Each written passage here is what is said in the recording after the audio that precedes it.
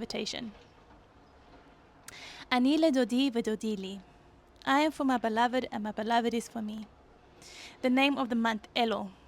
The month that is just before the high holy days, before Tishrei, where we are going to be in Rosh Hashana, Yom Kippur, Sukkot, this really intensive process.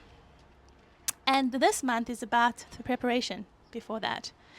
And I like to have it in a larger context from where we're coming from to where we're moving towards, because it is a transitionary month. Elul is about the day-to-day practice, our routine, and about doing. In Sefer Yetzirah, the tchusha, or the sense, is about doing. It's maaseh. And so it's just, what are we doing day to day? And so this is my invitation to create some kind of container that will be having embodiment, movement practices with some self-reflected questions, and some kind of group of people where we're going to be doing things, both audio, things you can practice at home, and hopefully also some in-person meetings where we'll have some embodiment scores, improv scores in nature. Okay, so the context, the larger context, is that we're moving from Tisha B'Av, which just happened a couple of weeks ago, which is the big Chorban, the biggest tragedy, the place where like harm has been done. Not just harm, but like terrible, terrible things. Like when the worst thing you can imagine actually happens. When you have complete disillusionment, where everything that was working for you in the past, every tool, ritual, mentor, therapy, everything from the past, everything you did just no longer does it for you. You have lost, so to speak, the ground underneath your feet. It's the place of the most suffering and unimaginable betrayal, feeling like, how could this happen? Eicha, we read Eicha, and Eicha can mean both. Eicha, like this big how. How could this happen? Not a how that has an answer to it, but a how of just total, unspeakable, undigestible, like you look out and you think, how is it possible that something like this could happen? And it it goes and tests the very foundation of your reality and your life and your connection to a higher power, to God, to life itself. Because you think, how can I live in a world where this kind of suffering and this kind of unspeakable, unimaginable pain can actually happen? We read Lamentations, Eicha, and it really speaks about this exile. The women eating their babies because they have no food. People being put in absolutely extreme situations where you do things that you would never imagine, you couldn't even fathom. Tisha B'Av is also the day where both temples were destroyed. So it's the exile, and it's also said to be the day where the Mashiach is born. The Messiah is born on the same day. So both on the days that exile happens is also the same day that redemption is born. And how those two things go together. But this kind of exile is really a letting go of hope. It's letting go of a possibility. It's not some kind of one day in the future we're going to rebuild. It's not some kind of false positivity or hope in some potential in the future. This is a leveling of like letting go of hope. And for that to actually happen also requires a tremendous amount of inherent faith to be able to go into that place where you can also let go of your hope. In Tisha B'Av, we do a 24-hour fast, which is also like Yom Kippur. Yom Kippur is the other day where we do a 25-hour fast. There are other fasts in the Jewish calendars, but they are generally just 12-hour fasts, like during the daytime. But Tisha B'Av and Yom Kippur, the fast starts from sundown to sundown. It starts at sundown and ends at sundown the next day. So there is some kind of connection between the two. And then the sages say that in Tu B'Av, which is a day that happens a week after Tisha B'Av, which is, in modern times spoken about like the Jewish Love Day, that is said to be the same as Yom Kippur, because there's things that happen on Tu B'Av. For example, Tu B'Av, okay. Tu B'Av is also when the worst unimaginable things happened, and then the inklings, the seeds of rebuilding that start to happen. The woman would go out into the field and dance in their white dresses, and their beloved would come to meet them. Now this happened both on Tu B'Av and Yom Kippur. In Tu B'Av, there's a story that you can read. It's a terrible story in the Judges, the book of Judges, where basically, in very short, this is for sensitive viewers, there was a woman who was, when I meant that this is quite heavy material, but there was a woman who was raped, and the place where she was raped, that tribe, Benjamin, was not taking responsibility for what happened. And someone, I think it might have been the partner of the woman who was raped, landed up cutting up her body and sending it to the tribes to inform them about what happened and to try invoke some kind of responsibility taking. And the tribe of Benjamin was not taking responsibility. So the other tribes took it upon themselves to go and decimate and kill this tribe of Benjamin. And I'm saying the story in very short, but basically they went and they killed the whole tribe, and there were some men from the tribe of Benjamin who managed to escape, and they went to go and hide. And at some point the other tribes woke up and they were like, oh my God, what have we done? We have just decimated a whole tribe of Israel.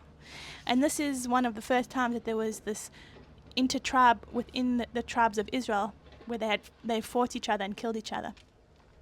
And when they woke up to this, they were like, oh my God, what have we done?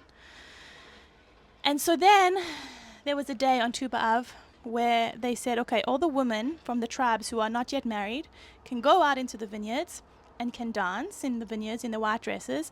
And these men from the tribe of Benjamin can come and they can get married. And this is how the tribe of Benjamin managed to rehabilitate itself.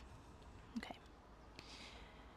Now there are many layers to the story. I'm just saying it in short because that's the context for Tu B'Av. Okay? A Jewish love day. This is coming from really like the worst of the worst.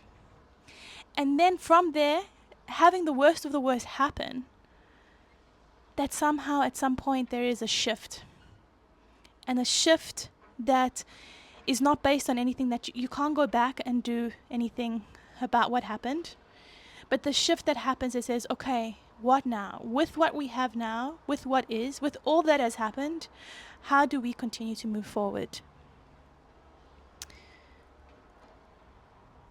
And Yom Kippur is the day of atonement, at-one-ment, the day of forgiveness. And I love Oprah's definition of forgiveness, which is letting go of the hope of the past being any different than it has been. Letting go of the hope of the past being any different than it has been. And so if Tisha B'Av has come and taken our hope, but in a good way also, because we don't want to live on a hope of something happening in the future. We want to live right now. we want that to be based on reality, not in a fantasy of something, not in a wish of something. We can look forward with a hopefulness, but to not be living off of a potential in the future happening. We want to be living right now. We want that to be in a felt sense right now. And for us to accept the ways where life hasn't gone the way that we wanted. That life has disappointed us. There's the life we wish we had, the way we wish things were going, and then what actually happens. And sometimes there is a gap and a disillusionment that happens in that. And so the forgiveness is not about saying that what somebody else did was okay. It's not about that. It's about the control that we have of letting go of the hope of the past being any different. In that way, it brings us to this forgiveness where we can accept things as they are. And in that place, on Yom Kippur, after the service in the temple, the women would go out in their white dresses and dance in the grapevines, in the kramim. And it was a day of a lot of matchmaking, and a lot of shidduchim, a lot of partnerships being born. And so Tu B'Av and Yom Kippur are those 2 days of real love. It's not some kind of love and a fantasy and a hope of like Prince Charming coming and whisking you away. It's like after the worst has happened, after everything has been taken away from you, after you've gone through the worst heartbreaks of your life, how do you continue moving forward? That kind of courage and bravery of still, despite everything that has happened, to still have the possibility to open your heart and move towards that which you want now. Because you're connected to reality. You're connected to what is. And there is great love there. It's not some kind of fantasy or hope of love, but it's the real intimacy because it's the real connection to reality and what is happening. And only from that place can we really be seen. Because otherwise, romance is just some kind of idea and fantasy and intrigue. You know, the potential is some kind of manipulation to get what you want. But real romance and real intimacy is the ability to be present, the ability to connect to reality, that has the ability to hold both sides, to hold both the good and the bad.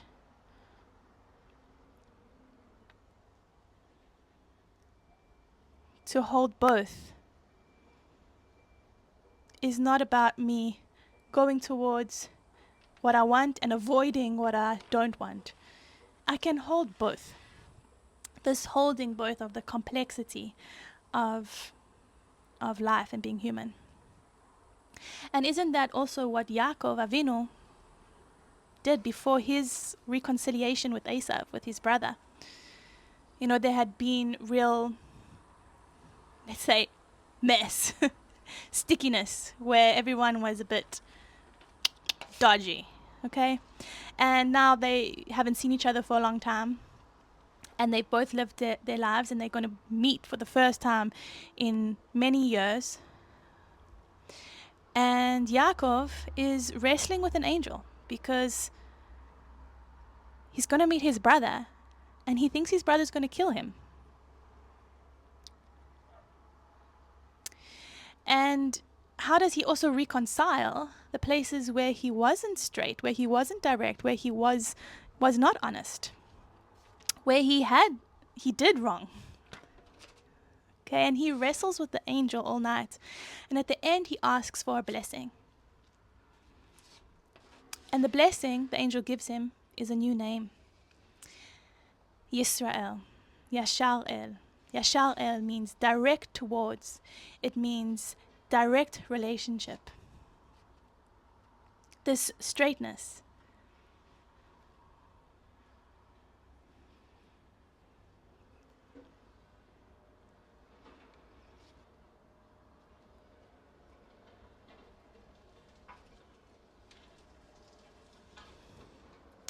And so this invitation for this container of Elul is about cultivating our direct relationships with life itself.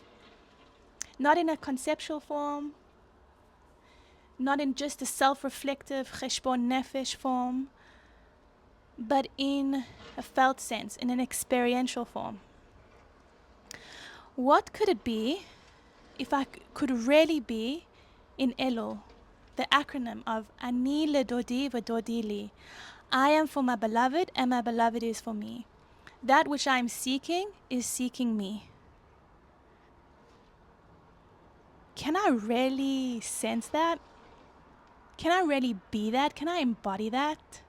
Can I know that like deeply inside? Like know that, truly know that. That what I'm seeking is seeking for me. that I am for my beloved and my beloved is for me.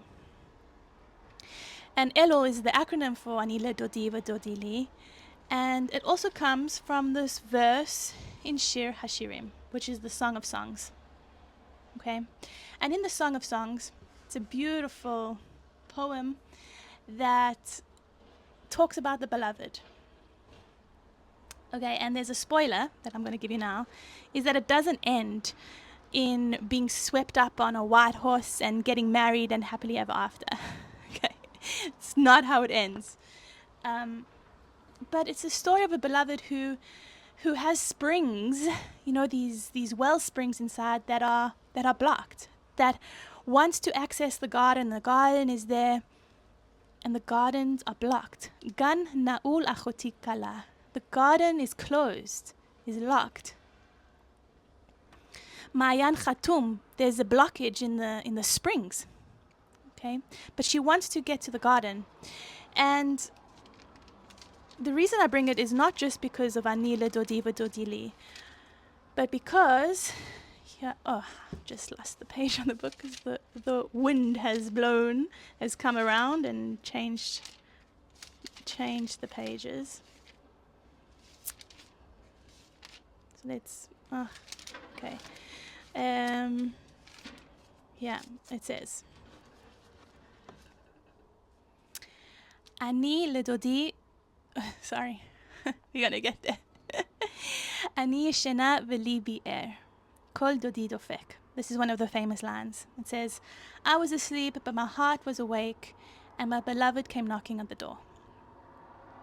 Okay, this is now she's, in her house, she's covered in myrrh and frankincense. She's just taken a bath, can you imagine that? And her beloved knocks at the door and he says, like, open for me, my darling, my sweet, my dove. And then she says, Eicha el bashana. Obviously, during this video, I make some mistakes. How will I get dressed? Eicha, how will I get dressed? Like she's there, she's already taken off her gown, and she's like, how am I going to open the door right now? I just got undressed. And then she says, Eicha, how am I going to, I've taken off my shoes. Am I supposed to get them dirty?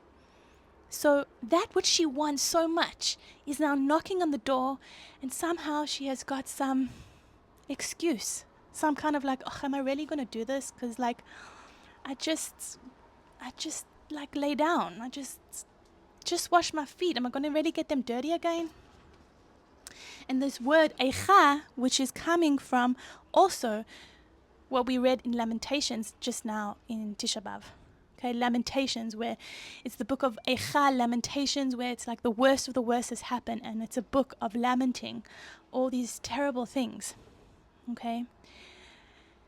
And now this word comes back again, Eicha, when her beloved is knocking at the door.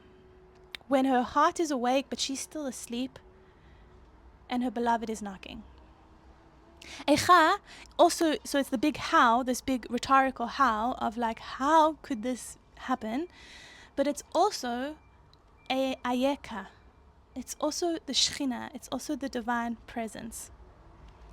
So after this, she gets up eventually, and she's like, okay, I'll get up. And she reaches for the door, and she opens the door for her beloved, and her beloved is gone.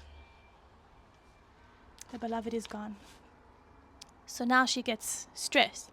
She's like, my beloved's gone. So she gets up and she goes out into the street screaming, searching, has anyone seen my beloved? Where is he? Where is he? And she's getting no answers. So she goes into the streets and she comes across the guards in the street. And she came across them before, in a few chapters before, because this happens now in chapter 5 of Song of Songs. But before, she also came across the guards. And last time, she managed to get past the guards, and it was okay. This time, though, she gets to the guards, and she says, have you seen my beloved? And now, they strike her. Now she gets wounded by the guards. And after that, she goes to the woman of Jerusalem, Banot Yerushalayim, and she says to them, have you seen my beloved? Because I am cholat ahava. Cholat ahava ani. I am lovesick. And their answer to her in that love sickness is like, basically, can you tell us about him a little bit? Like, who is your beloved? And then she goes on to describe her beloved. His lips are like lilies, and his mouth is delicious, and his legs are like marble, and all this beautiful description of her beloved. And then again the question, so where is he? And she somehow knows. He's gone to the garden. Yarad legano. To pick the lilies, to browse along the lilies. And at that point it says, Ani ledodi v'dodi li haro'eh b'shoshanim. In her remembering of the beauty and the texture and taste and experience of her beloved, she remembers that he's in the garden. And she's able to go to the garden and to join him. Now at the end of Shir HaShirim, sorry, this is going to be a bit of a spoiler, but at the end, as I said, it doesn't end with the knight in shining armor or Prince Charming. It ends with her being able to go down to the garden. Hayoshevet baganim, chaverim makshivim lekolech.